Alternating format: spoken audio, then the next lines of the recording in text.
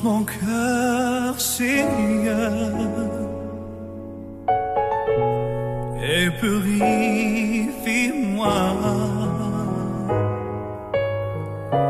Change mon cœur, Seigneur, rends-moi comme toi. Change mon cœur, Seigneur, et purifie-moi.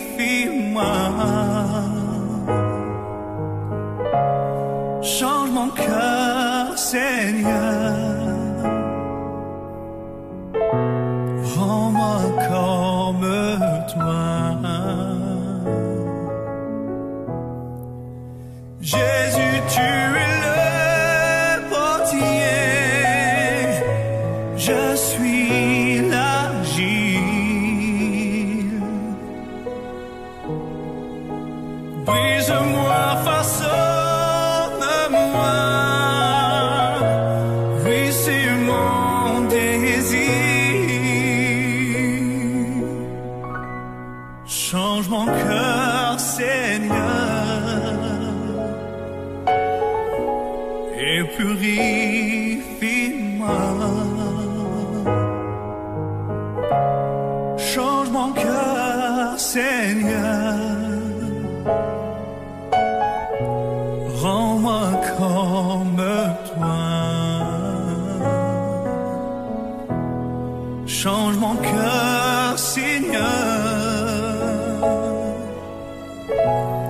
et purifie-moi. Change mon cœur, Seigneur, je veux être comme toi. Jésus, tu es le berger, je suis ton enfant. Toi seul as changé ma vie, je te remercie.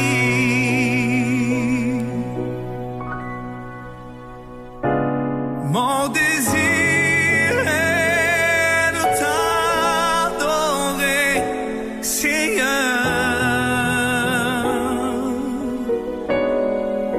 Oui, mon désir, c'est de t'adorer, Seigneur.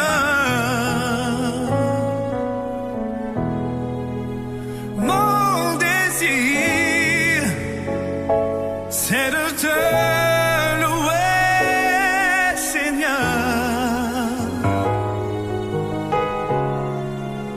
Mon désir,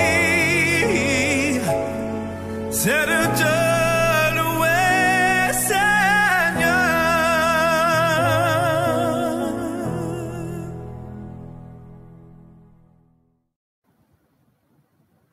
Bonsoir à vous tous, chers amis fidèles de ce temps de prière par le biais du net.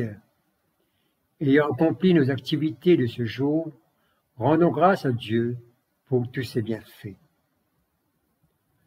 Adorez le Seigneur, éblouissant de sainteté, tremblez devant lui, terre entière.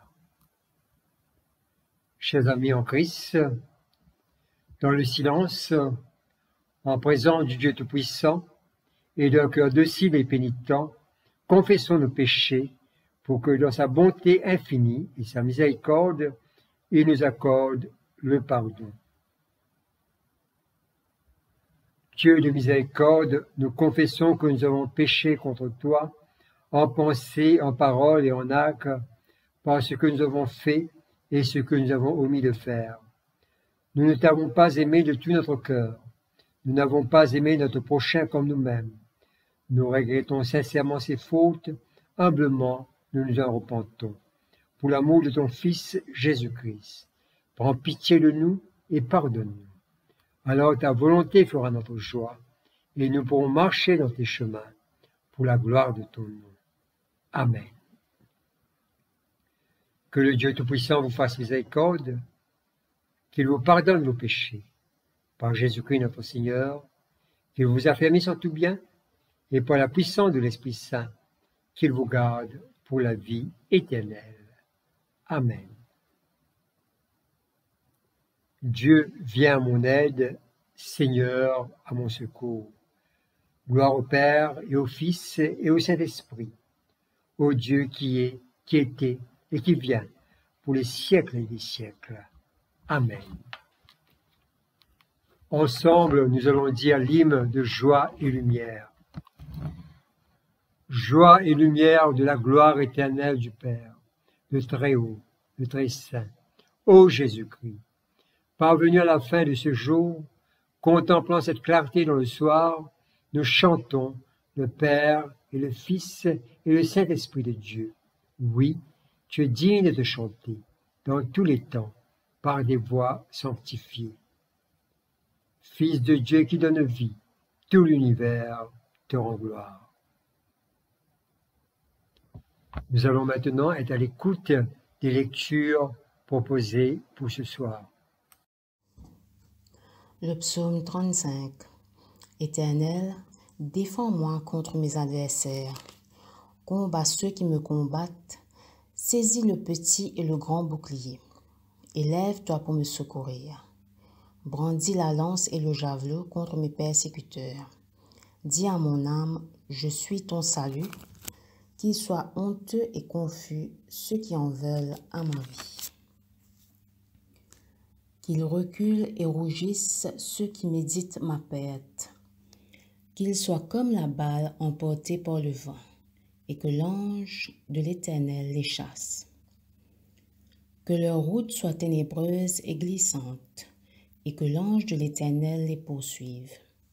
Car sans cause ils m'ont tendu leur filet et une fosse, sans cause ils l'ont creusé pour m'ôter la vie. Que la ruine les atteigne à l'improviste, qu'ils soient pris dans le filet qu'ils ont tendu, qu'ils y tombent et périssent. Et ton âme aura de la joie en l'Éternel, de l'allégresse en son salut. Tous mes œufs diront, Éternel, qui peut comme toi délivrer le malheureux d'un plus fort que lui? Le malheureux est le pauvre de celui qui le dépouille. De faux témoins se lèvent, ils m'interrogent sur ce que j'ignore. Ils me rendent le mal pour le bien. Mon âme est dans l'abandon, et moi, quand ils étaient malades, je revêtais un sac. J'humiliais mon âme par le jeûne, je priais la tête penchée sur mon sein. Comme pour un ami, pour un frère, je me traînais lentement, comme pour le deuil d'une mère. Je me courbais avec tristesse. Puis, quand je chancelle, ils se réjouissent et s'assemblent. Ils s'assemblent à mon insu pour m'outrager. Ils me déchirent sans relâche, avec les impies, les parasites moqueurs. Ils grincent des dents contre moi. Seigneur, jusqu'à quand le verras-tu? Protège mon âme contre les embûches, ma vie contre les lionceaux. Je te louerai dans la grande assemblée, je te célébrerai au milieu d'un peuple nombreux. Que ceux qui sont à tort, mes ennemis, qui ne se réjouissent pas à mon sujet. Que ceux qui me haïssent sans cause ne m'insultent pas du regard. Car ils tiennent un langage qui n'est point celui de la paix. Ils méditent la tromperie contre les gens tranquilles du pays. Ils ouvrent contre moi leur bouche, ils disent « Ah, ah, nos yeux regardent ». Éternel, tu le vois. Ne reste pas en silence. Seigneur, ne t'éloigne pas de moi. Réveille-toi, réveille-toi pour me faire justice. Mon Dieu et mon Seigneur, défends ma cause. Juge-moi selon ta justice, Éternel mon Dieu. Et qu'ils ne se réjouissent pas à mon sujet, qu'ils ne disent pas dans leur cœur « Ah, voilà ce que nous voulions ». Qu'ils ne disent pas « Nous l'avons englouti ». Que tous ensemble ils soient honteux et confus, ceux qui se réjouissent de mon malheur. Qu'ils revêtent l'ignominie et l'opprobre, ceux qui s'élèvent contre moi, qu'ils aient de l'allégresse et de la joie. ceux qui prennent plaisir à mon innocence et que sans cesse ils disent « Exalté soit l'Éternel ». Qui veut la paix de son serviteur, et ma langue célébrera ta justice, elle dira tous les jours ta louange.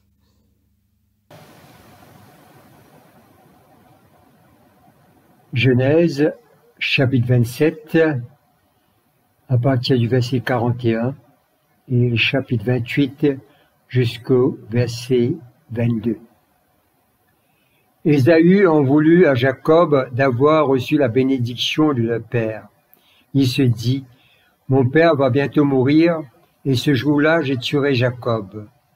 Quand Rebecca apprit les intentions de son fils, elle fit appeler Jacob et lui dit, attention, ton frère Ésaü veut se venger de toi en te tuant. Maintenant, écoute-moi bien, mon fils, pars d'ici, fuis chez mon frère Laban, à Haran. Tu resteras chez lui quelque temps, jusqu'à ce que ton frère se calme, que sa colère se détourne de toi et qu'il oublie ce que tu as fait. Alors je t'enverrai chercher là-bas. Je ne veux pas vous perdre tous les deux le même jour. Rebecca dit à Isaac, je suis déjà assez dégoûté de la vie à cause de mes belles-filles hittites. Si Jacob épouse à son tour une fille de ce pays, je perdrai ma dernière raison de vivre. Isaac appela Jacob et lui fit ses adieux et lui donna cet ordre. N'épouse pas une fille du pays de Canaan. Rends-toi en haute Mésopotamie, chez Bethuel, ton grand-père maternel. Épouse une femme de là-bas, une fille de Laban, le frère de ta mère. Que le Dieu Tout-Puissant te bénisse, qu'il te donne de nombreux enfants, pour que tu deviennes l'ancêtre d'un peuple, d'un ensemble de peuples, qu'il t'accorde ainsi qu'à tes descendants la même bénédiction qu'Abraham, afin que tu possèdes le pays où tu habites, le pays que Dieu a donné à Abraham. Isaac fit donc partir Jacob pour la haute Mésopotamie, chez Laban, fils de Bethuel, l'araméen et frère de Rebecca, la mère de Jacob et d'Ésaü. Ésaü apprit qu'Isaac avait fait ses adieux à Jacob et l'avait envoyé se marier à haute Mésopotamie. Il prit aussi qu'au moment des adieux, Isaac avait interdit à Jacob d'épouser une fille du pays de Canaan, et que Jacob obéissait à son père et à sa mère, était parti pour la Mésopotamie. Ésaü comprit alors que les filles du pays Canaan déplaisaient à son père Isaac. Il décida de prendre une autre femme, et alla donc trouver Ismaël, fils d'Abraham, et il épousa sa fille Mahalat, la sœur de Nebaïot. Jacob quitta Beersheba pour se rendre à Haran. Il s'installa pour la nuit là où le coucher du soleil l'avait surpris. Il prit une pierre pour la mettre sous sa tête et se coucha à cet endroit. Il fit un rêve. Une échelle était dressée sur la terre, et son sommet atteignait le ciel. Les anges de Dieu y montaient et descendaient. Le Seigneur se tenait devant lui et lui disait, « Je suis le Seigneur, le Dieu de ton grand-père Abraham et le Dieu d'Isaac. La terre où tu es couché, je te la donnerai à toi et à tes descendants. Tes descendants seront aussi nombreux que les grains des poussières du sol. Vous étendrez votre territoire vers l'ouest et vers l'est, vers le nord et vers le sud. À travers toi et tous tes descendants, je bénirai toutes les nations de la terre. Je suis avec toi, je te protégerai partout où tu iras, et je te ramènerai dans ce pays. Je ne t'abandonnerai pas, je ferai tout ce que j'ai promis. » Jacob s'éveilla et dit, vraiment, le Seigneur est ici, mais je ne le savais pas. Il eut peur et déclara, comme cet endroit est redoutable, ce n'est rien de moins que la maison de Dieu et la porte du ciel. Il se leva, il prit la pierre qui avait été sur sa tête, la dressa et versa de l'huile sur le sommet pour en faire une pierre sacrée. Il appela cet endroit Béthel, ce qui veut dire maison de Dieu. Auparavant, le nom de la localité était Luz. Jacob prononça ce vœu, si le Seigneur est avec moi et me protège sur ma route, s'il me donne de quoi manger et m'habiller, et si je reviens sain et sauf chez mon Père, alors le Seigneur sera mon Dieu. Cette pierre que j'ai dressée et consacrée sera une maison de Dieu, et c'est à lui que je donnerai le 10e de tout ce qu'il m'accordera. Ici se termine la lecture.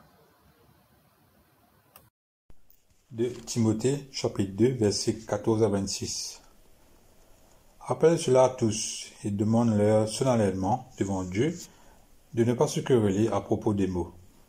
Ces querelles ne servent à rien, sinon à causer la ruine de ceux qui écoutent.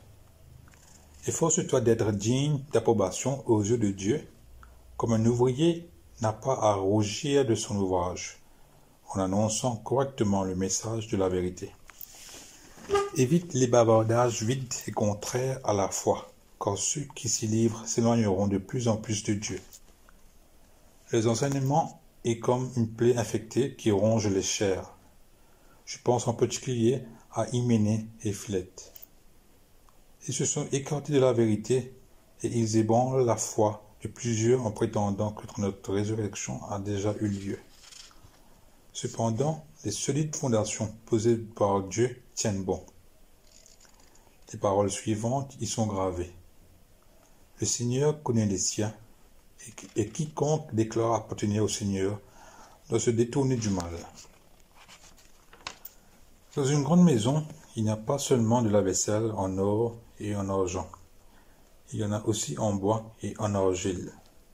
La première est réservée à des occasions spéciales. L'autre est destinée à l'usage courant.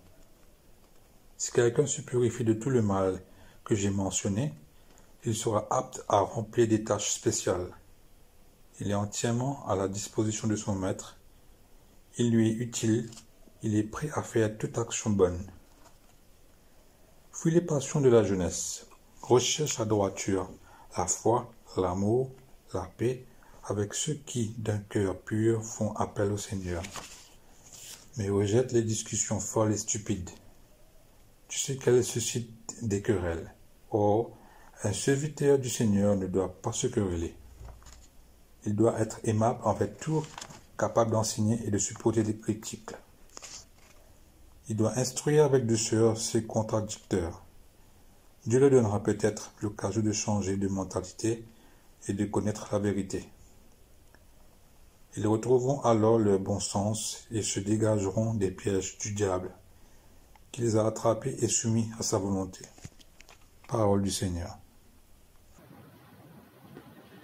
L'apôtre Paul continue dans sa lancée à former Timothée comme responsable de la communauté.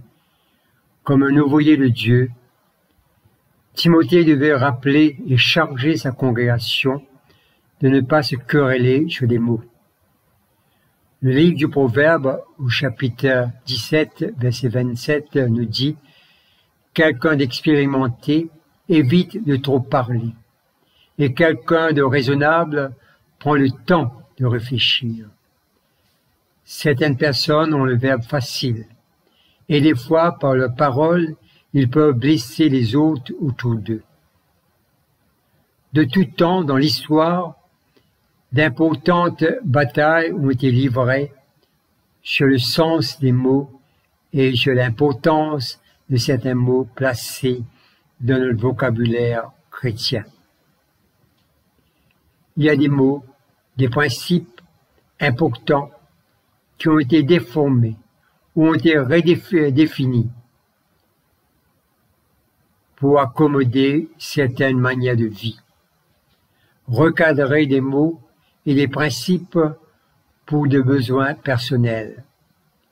Ces réalités, nous le voyons partout, au sein de nos sociétés, de nos foyers et aussi au sein de l'Église. Mais ce n'est pas tout ce que Paul dit à Timothée. Il ajoute aussi sur le besoin d'un comportement correct en tant que pasteur. Le comportement personnel comme ouvrier dans la vigne du Seigneur est vital. C'est l'élément de base car il est appelé à être un modèle pour la communauté. Efforce-toi d'être digne d'approbation aux yeux de Dieu, comme un ouvrier qui n'a pas à rougir de son œuvre en annonçant correctement le message de la vérité. Cette exhortation à Timothée fait écho des écrits de Paul aux Romains au chapitre 12, verset 1er. Frères, puisque Dieu a manifesté sa bonté pour nous, je vous exhorte à vous offrir vous-même comme un sacrifice vivant à Dieu. C'est un message capital pour nous tous. Dieu ne cesse de manifester sa bonté envers nous, ses enfants. Ainsi, nous sommes appelés à nous présenter à Dieu comme quelqu'un approuvé par Dieu. Dieu, c'est lui qui nous a permis de se présenter à lui.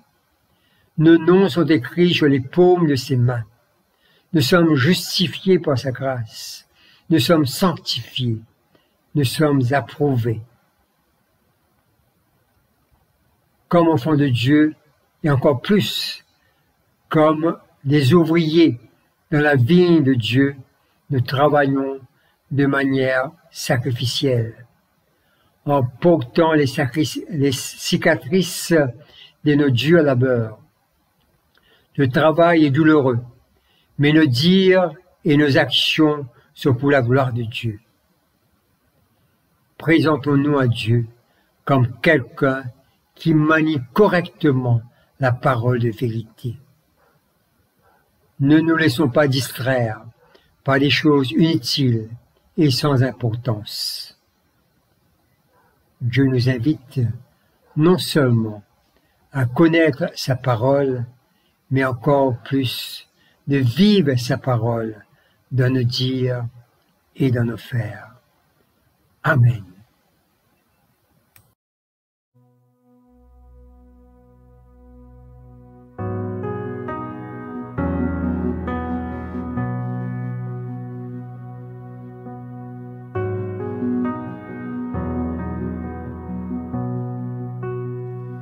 Once marked by shame, my hidden hate, I marked your name, I ran from grace, these walls I raised, this chasm made, my fears became my very grave.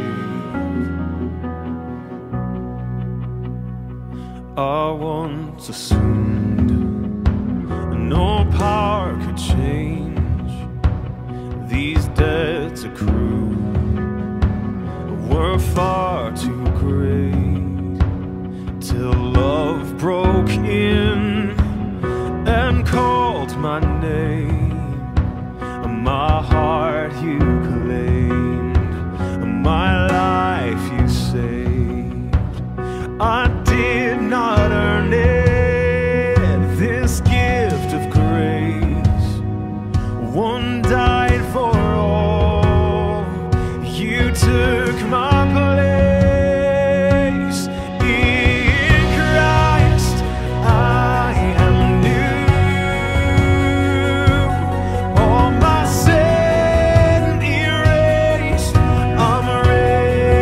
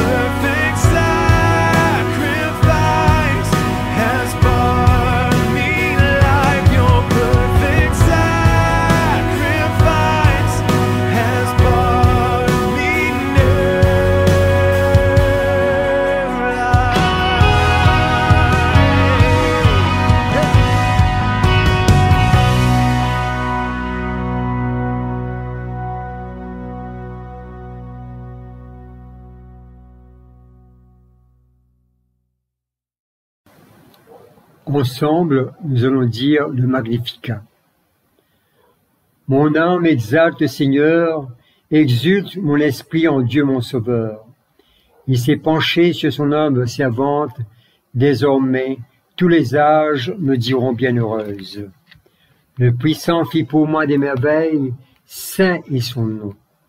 Son amour s'étend d'âge en âge sur ceux qui le craignent. Déployant la force de son bras, il disperse les superbes. Il renverse les puissants de leur trône, il élève les humbles.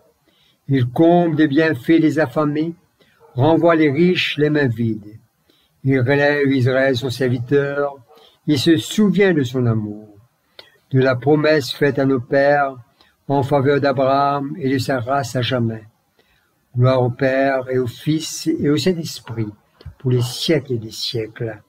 Amen. Nous disons le symbole des apôtres. Je crois en Dieu, le Père Tout-Puissant, Créateur du ciel et de la terre, et en Jésus-Christ, son Fils unique, notre Seigneur, qui a été conçu du Saint-Esprit, est né de la Vierge Marie, a souffert sous Ponce Pilate, a été crucifié, est mort et a été enseveli. Et descendu aux enfers, le troisième jour est ressuscité des morts, est monté aux cieux, est assis à la droite de Dieu le Père Tout-Puissant, d'où il viendra juger les vivants et les morts. Je crois en l'Esprit Saint, à la Sainte Église catholique, à la communion des saints, à la rémission des péchés, à la résurrection de la chair, à la vie éternelle. Amen. Avec vous et avec votre esprit. Comme notre Seigneur Jésus nous a enseigné, nous te prions. Notre Père, qui es aux cieux, que ton nom soit sanctifié, que ton règne vienne, que ta volonté soit faite sur la terre comme au ciel. Donne-nous aujourd'hui notre pain de ce jour. Pardonne-nous nos offenses, comme nous pardonnons aussi à ceux qui nous ont offensés. Et ne nous soumets pas à la tentation, mais délivre-nous du mal. Car c'est à toi qu'appartiennent le règne, la puissance et la gloire, pour les siècles des siècles. Amen. Prions encore le Seigneur. Nous voulons te remercier pour ta présence dans le monde, même si parfois nous peinons à apercevoir. Pourtant, lorsque nous ouvrons nos yeux et nos oreilles, nous pouvons percevoir plein de gestes merveilleux. Demeure près de nous, Seigneur, et inspire-nous pour vivre pleinement ton message d'amour dans notre monde. Prions le Seigneur. Nous voulons te prier pour ceux et celles d'entre nous qui sont consumés par la violence de la colère, qui pensent que la force est la seule solution pour arriver à nos fins, ou qui abusent physiquement, mentalement ou spirituellement des gens qui les entourent. Guéris-nous, Seigneur, et enseigne-nous à solutionner nos problèmes avec paix et compassion. Prions le Seigneur. Nous prions pour la Turquie et la Syrie en ce moment difficile. Nous plaçons devant toi, ô Père Tout-Puissant, les victimes de ces violents séismes. Bénis, Seigneur, toutes les actions humanitaires pour soutenir les victimes dans leur situation précaire, et de même le nécessaire pour la reconstruction des habitations. Prions le Seigneur.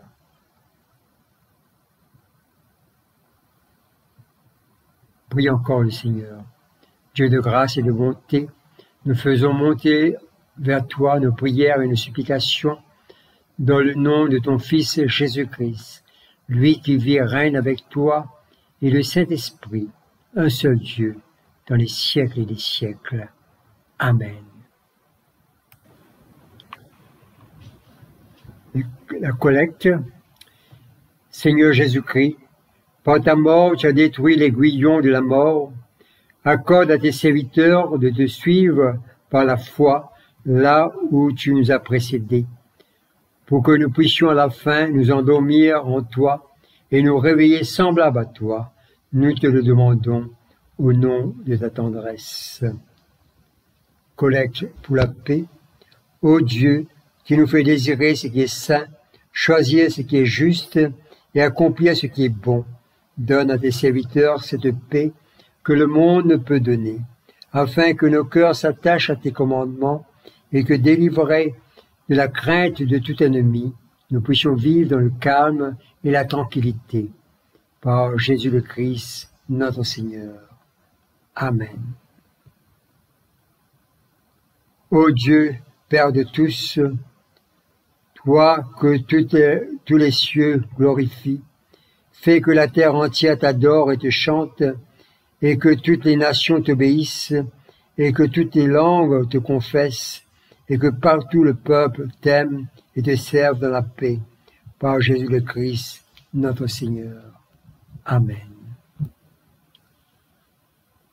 Nous allons dire ensemble l'action de grâce. Dieu Tout-Puissant, Père de miséricorde, nous te rendons grâce de ta bonté et de ton amour envers nous, tes serviteurs indignes, et envers tous ceux que tu as faits. Nous te bénissons parce que tu nous as créés, tu nous protèges, et tu nous combles de bienfaits de cette vie, mais surtout parce que dans ton amour inépuisable, tu as racheté le monde, et par ton Fils Jésus-Christ, tu nous donnes les moyens de recevoir ta grâce et l'espérance de la gloire sans fin. Nous t'en prions, rends-nous sensibles à ta miséricorde pour que nous te rendions gloire d'un cœur reconnaissant, non seulement de nos lèvres, mais par toute notre vie, en nous mettant à ton service et en marchant devant toi, dans la justice et la sainteté, tout au long de nos jours. Nous te le demandons, par ton Fils, Jésus le Christ, notre Seigneur. Amen. Nous disons la prière de Saint Jean Chrysostome. Dieu Tout-Puissant, toi qui nous as accordé la grâce de t'adresser d'un cœur unanime notre prière commune, tu as promis par ton Fils que lorsque 2 ou 3 se réuniraient en son nom, tu serais au milieu d'eux. Comble maintenant, Seigneur, nos désirs et nos vœux, selon ce qui nous est utile, et donne-nous en cette vie la connaissance de ta vérité, et dans le monde à venir, la vie éternelle. Amen. Bénissons le Seigneur, nous rendons grâce à Dieu. Ensemble, nous disons la grâce de Jésus-Christ notre Seigneur, l'amour de Dieu le Père et la communion de l'Esprit Saint soient toujours avec nous. Amen. Bonne fin de soirée à vous tous, que sous la bonne garde de notre Père Céleste, nous puissions passer une nuit paisible.